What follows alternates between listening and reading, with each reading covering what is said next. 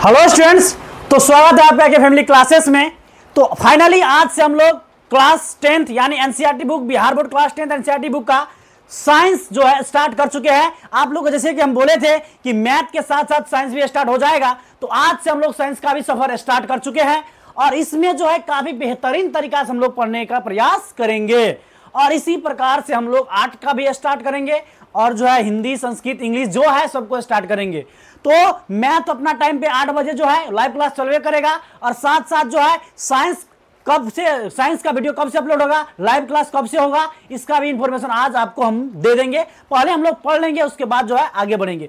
तो साइंस में जो है पहला चैप्टर हम लोग पढ़ने वाले फिजिक्स का, जिसका नाम है प्रकाश का परावर्तन और अपवर्तन। काफी बेहतरीन चैप्टर है और इसको हम लोग पढ़ने का क्या करेंगे, प्रयास करेंगे। तो साइंस में जिस प्रकार से नोट्स पढ़ेंगे पहले, उसके बाद लॉन्ग क्वेश्चन करेंगे, शॉर्ट क्वेश्चन करेंगे और ऑब्जेक्टिव करके हम लोग क्या करेंगे, चैप्टर को एंड करेंगे। इसी प्रकार से हम लोग बढ़ते जाएंगे और जितने सारे इंपॉर्टेंट क्वेश्चन है उसका भी हम लोग सॉल्यूशन करेंगे और साथ साथ में क्या करेंगे, पढ़ेंगे, याद करेंगे। चलिए हम लोग आगे बढ़ते हैं। पहले देखते हैं आज जो पहला दिन है साइंस का, किस प्रकार है, साइंस में क्या है, न है, सभी चीज देखते हैं। तो इसमें जो है अभी जो हम लिखकर यहाँ पर लिखकर आपको बोर्ड पर दे दिए हैं और यहाँ पे इसको आपको क्या करने वाले, हम समझाने वाले हैं। और इसको क्या करना है हमको, अभी जो है हम लिख कर दिया है, लेकिन बाद में हम लिखाएंगे। क्वेश्चन यदि कराएंगे तो आपको हम साथ साथ लिखाएंगे लाइव क्लास में और आप नोट करते जाइएगा, हम लिखते जाएंगे। तो इस प्रकार से समझा करके हम लिखाएंगे। तो चलिए इसको हम लोग शुरू करते हैं। तो पहला चैप्टर हमारा फिजिक्स का यानी भौतिक विज्ञान का पहला चैप्टर है, जिसका नाम है प्रकाश का परावर्तन और अपवर्तन। तो इसको पढ़ने का प्रयास हम लोग करते हैं। तो यहां पर चैप्टर का नाम है प्रकाश का परावर्तन तथा अपवर्तन। अब ये क्या होता है, अब इसको हम लोग जानेंगे। इसको हम लोग क्या करेंगे, जानेंगे। प्रकाश क्या होता है पता होगा आपको। जैसे कि अभी हम लोग वीडियो जो रिकॉर्ड हो रहा है ये प्रकाश में ही हो रहा है, लाइट में ही हो रहा है। तो प्रकाश, अब जब इसी में परावर्तन होता है, अपवर्तन होता है। परावर्तन अपवर्तन क्या है, इसको देखना है हमको। देखिए सबसे पहले यहां पर आपको लिखा गया है कि प्रकाश वह ऊर्जा है जिसके द्वारा हम वस्तु को देख सकते हैं। यानी कि प्रकाश एक प्रकार का ऊर्जा है, एनर्जी है, जिससे हम लोग क्या कर सकते हैं, वस्तु को देख सकते हैं। यदि कोई वस्तु यदि प्रकाश नहीं है तो हम लोग नहीं देख सकते। जैसे कि आप अंधेरा में किसी वस्तु को रख दीजिए, उसको हम लोग बिना प्रकाश से नहीं देख सकते हैं। तो इसी प्रकार से प्रकाश एक ऊर्जा है, एनर्जी है, जिससे हम कोई वस्तु को क्या कर सकते हैं, देख सकते हैं। तो ये डिफिनेशन थोड़ा सा है, छोटा मोटा। तो यहां पर लिखा गया है कि प्रकाश वह ऊर्जा है जिसके द्वारा हम वस्तु को देख सकते हैं। तो बोल सकते हैं आप, प्रकाश क्या है, तो प्रकाश वह ऊर्जा है जिसके द्वारा हम वस्तु क्या कर सकते हैं, देख सकते हैं। क्या कर सकते हैं, देख सकते हैं। तो आप देखिए यहां पर आपको क्वेश्चन पूछा जा सकता है, ये 2 नंबर पूछा जाएगा कि प्रकाश का गुण क्या है। यानी प्रकाश का गुण क्या है, प्रकाश में क्या क्या गुण होता है, उसको लिखिए। ये 2 नंबर में आपसे क्वेश्चन पूछा जाएगा और काफी इंपॉर्टेंट लाइन है ये। चलिए इसको देखते हैं हम लोग।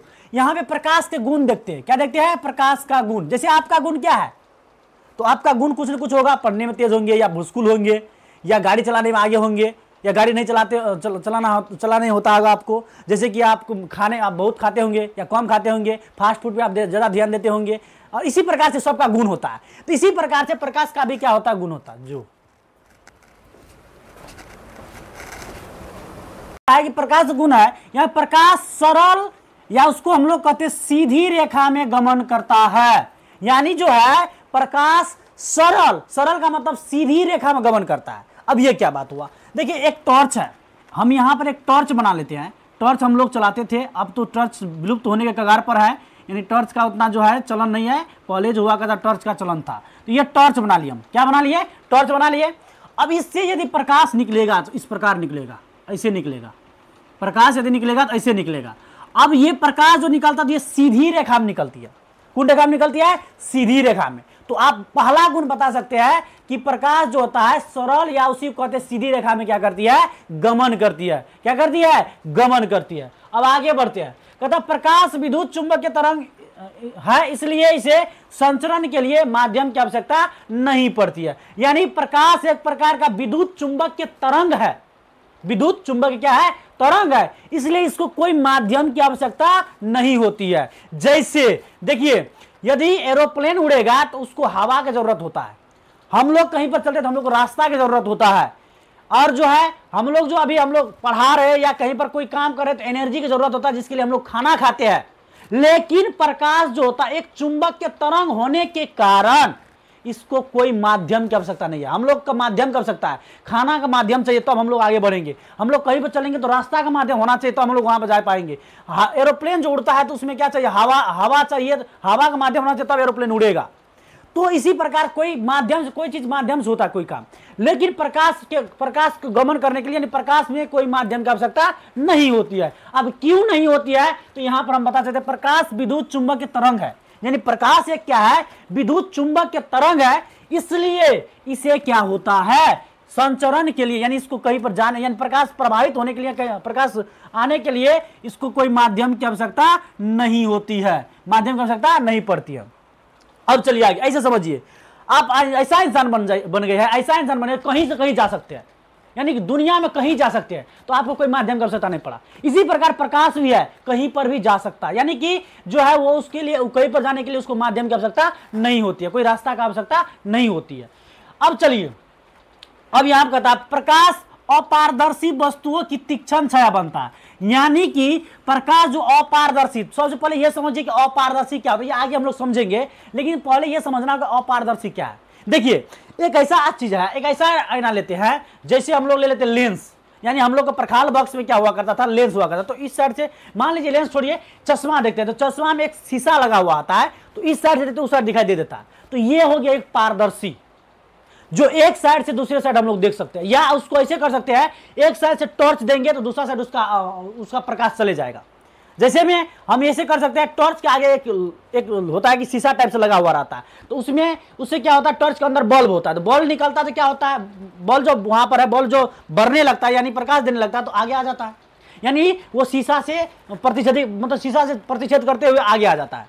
जैसे मोटरसाइकिल का हेडलाइट है, हेडलाइट के आगे शीशा लगा हुआ रहता है और अंदर में लाइट लगा हुआ, तो लाइट से क्या होता है, प्रकाश आगे, मतलब प्रकाश आगे हम लोग को दिखाई देने लगता है, यानी कि वो शीशा जो है उसको प्रतिच्छेद करते हुए प्रकाश निकल जाता है। तो अब ये हो गया पारदर्शी, यानी वो शीशा क्या हो गया, पारदर्शी।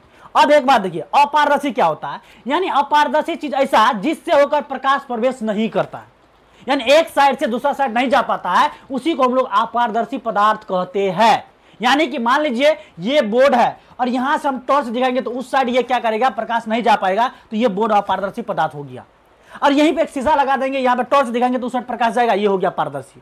तो यहां पर एक बात यहां बोला गया आपको कि प्रकाश अपारदर्शी वस्तुओं की तीक्ष्ण छाया बनाता है। यानी कि मान लीजिए एक मिरर है, और मिरर मान लीजिए कोई काठ है, काठ का मतलब हो गया कोई जो है ये क्या काठ है, लकड़ी जिसको कहते हैं, और इस पे लाइट आया टॉर्च का, इस पे लाइट गया टॉर्च पे, तो इस साइड तो ना आया, तो इस साइड नहीं गया, तो ये जो काठ है इसका क्या बन जाएगा, छाया बन जाएगा।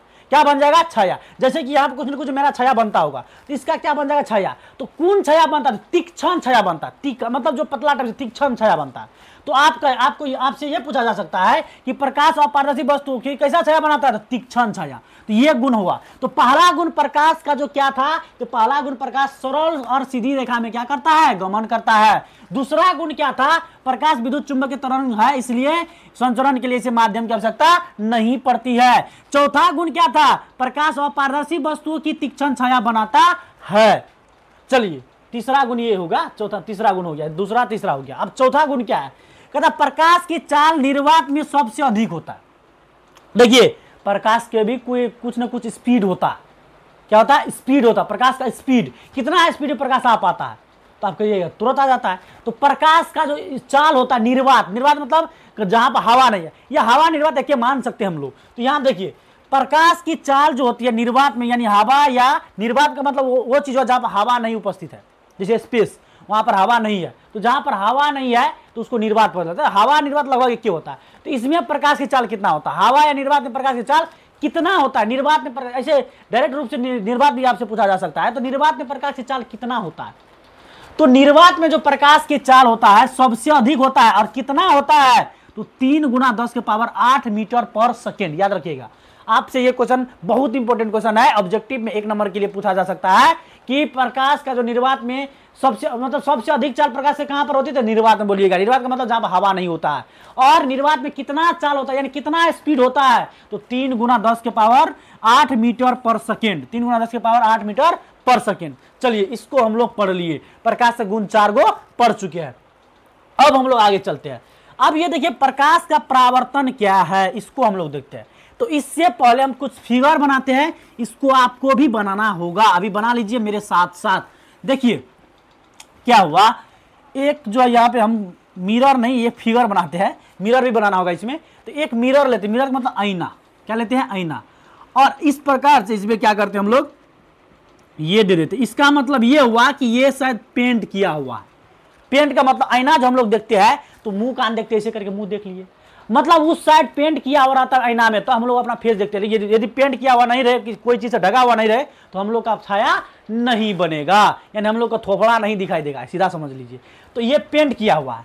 अब देखिए प्रकाश की किरण, प्रकाश में किरण होता है, तो प्रकाश की किरण इधर से आया और यहां पे पड़ा, इधर से आया और ये आईना पे पड़ा, तो आईना पे पड़ने के कारण ये क्या हो गया, वापस मुड़ गया।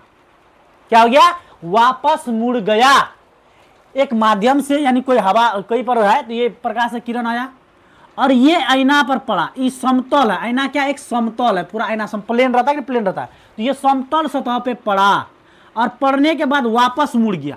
क्या हो गया, वापस मुड़ गया। तो इसी को कहा जाता है प्रकाश का परावर्तन। क्या कहा जाता है, प्रकाश का परावर्तन। देखिए तो इसका परिभाषा क्या निकालेंगे हम लोग, इसका परिभाषा क्या निकालेंगे, तो इसका परिभाषा ये निकालेंगे, आती हुई प्रकाश की किरण जब किसी समतल सतह पर पड़ती है तो वह उसी माध्यम में वापस मुड़ जाती है, जिस माध्यम से आया, उसी जैसे जैसे आया वैसे ही मतलब एक माध्यम से आया और दूसरा माध्यम में क्या हुआ, वापस मुड़ गया, मतलब एक माध्यम से आया और उसी माध्यम में वापस मुड़ गया। इसी को क्या कहते हैं हम लोग, प्रकाश का परावर्तन। फिर से हम बता रहे हैं, आती हुई प्रकाश की किरण जब किसी समतल सतह पर पड़ती है तो उसी माध्यम में वापस मुड़ जाती है, इसी को प्रकाश का परावर्तन कहते हैं। देखिए ये प्रकाश का किरण आया और ये समतल सतह जिसको हम आईना दे दिए, और ये आईना से टकरा के वापस मुड़ गया, तो ये आ रहा है और ये जा रहा है। तो आती हुई प्रकाश किरण एक समतल सतह से टकराया और वापस मुड़ गया, तो इसी को क्या कहा जाता है, प्रकाश का परावर्तन। तो परिभाषा ऐसे तो बोलिएगा, परिभाषा यहां पर लिख दिया। चलिए कहता है कि आती हुई प्रकाश की किरण जब किसी समतल सतह पर पड़ती है तब वह उसी दिशा में वापस मुड़ जाती है, उसे प्रकाश का परावर्तन कहते हैं। देखिए जिस दिशा में आया उसी दिशा में क्या वापस मुड़ गया, तो इसको क्या कहते हैं, प्रकाश का परावर्तन।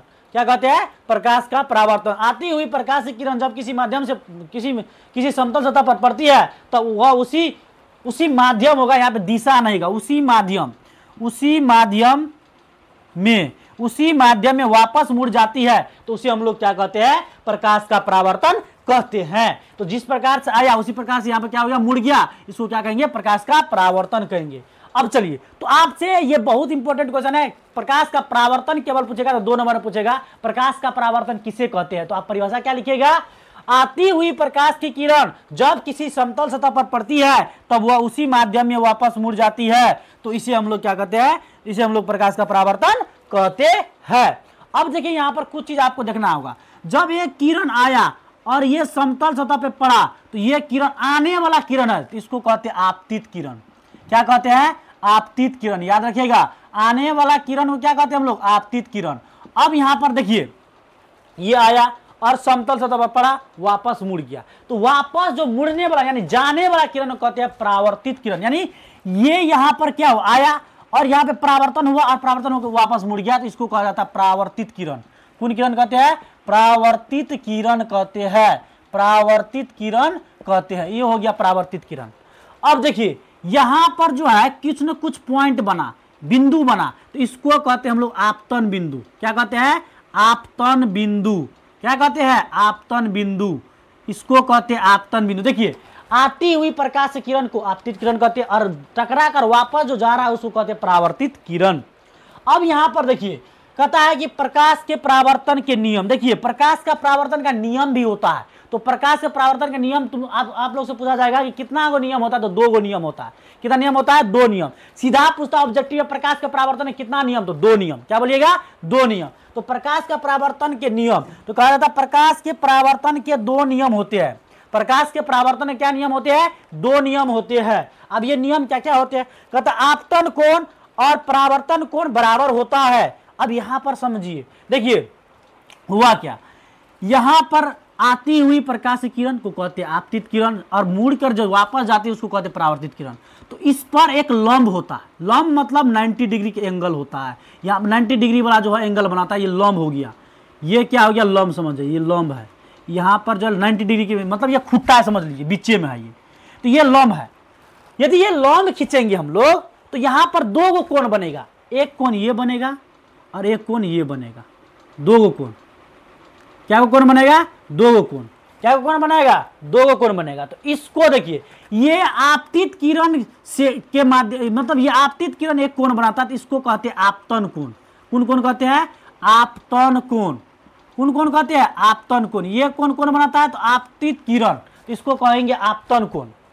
और ये बनता है ये बनाता है परावर्तित किरण। ये परावर्तित किरण के द्वारा ये कोण बनता है, तो इसको कहा जाता है परावर्तन कोण। कौन कोण, परावर्तन कोण। परावर्तन कोण कौन कोण कहा जाता है, परावर्तन कोण। तो ये आपतित किरण के माध्यम से ये कोण बना, जिसको कहा जाएगा आपतन कोण, और ये परावर्तित किरण के माध्यम से कोण बना, तो परावर्तन कोण कहलाएगा।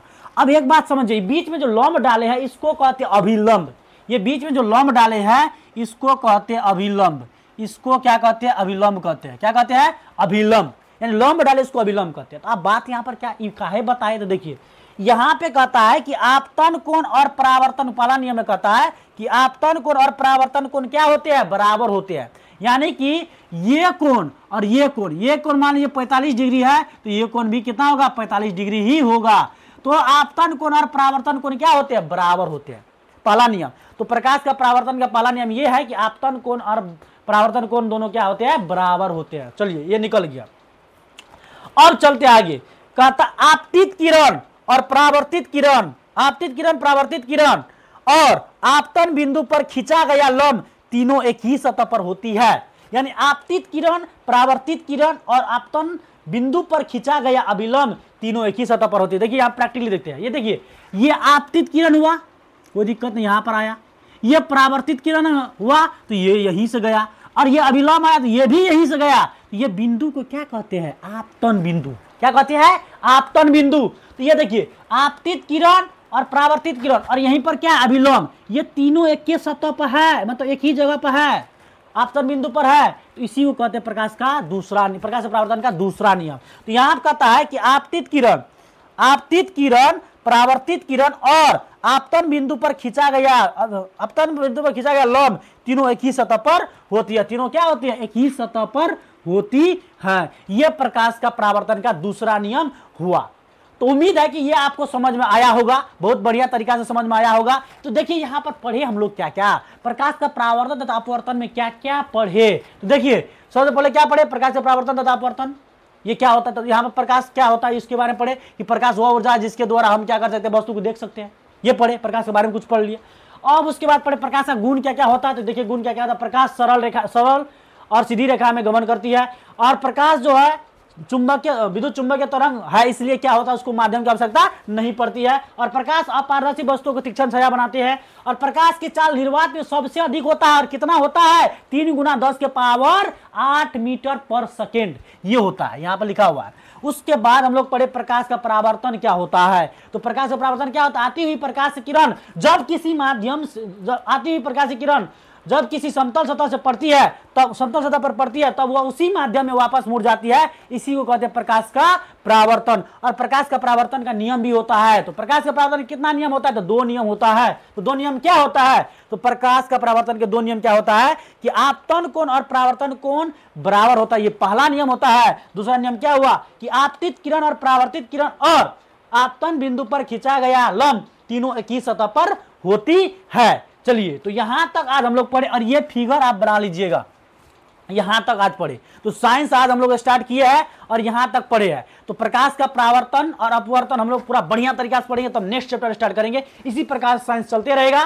तो यहां तक यदि आप वीडियो में बने रहे, इसके लिए आपको बहुत बहुत धन्यवाद। जय हिंद।